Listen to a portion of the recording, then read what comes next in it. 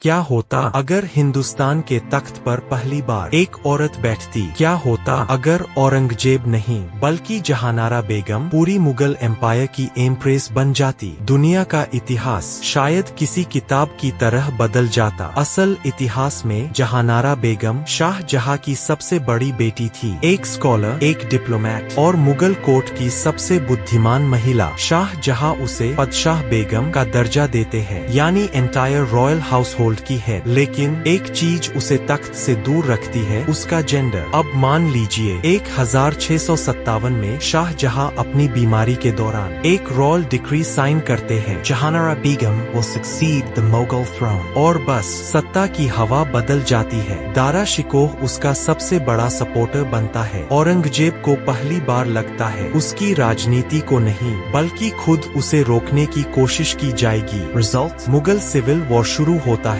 लेकिन इस बार बैटलफील्ड नहीं, डिप्लोमेसी जीतती है। Rajput rulers और डेक्कन सुल्तान्स जहानारा के साथ खड़े हो जाते हैं। 10 साल बाद हिंदुस्तान बदल चुका है। tax reforms, religious tolerance, or trade expansion. Mughal empire सबसे बड़ा कमर्शियल पावर बन जाता है। Europe could traders. Portugal Dutch, British. अब राजा नहीं, एक महिला एम्परर से परमिशन मांगते हैं। पर असली ट्विस्ट अगले 50 साल में आता है। एक tolerant stable empire, science, architecture, literature सब एक्सप्लोर करने लगते हैं। Delhi. एक ग्लोबल नॉलेज कैपिटल बनती है। और सबसे बड़ा बदलाव, British Empire. को कभी पॉलिटिकल फुटहोल्ड ही नहीं मिलता। अगर जहानारा बेगम एम्प्रेस बनती तो शायद आज का साउथ एशिया पावर, पीस और प्रॉस्पेरिटी का एक नया मॉडल होता। एक फैसला पूरी दुनिया बदल सकता था। अब सवाल तुमसे, अगर तुम्हें एक दिन के लिए जहानारा बेगम की तरह हिंदुस्तान चलाने का मौका मिले, सबसे पहला फैसला क्या लोगे? नीचे कमेंट में अपना ऑल्टरनेट हिस्ट्री लिखो। शायद अगली कहानी तुम्हारी कल्पना से जन्म ले।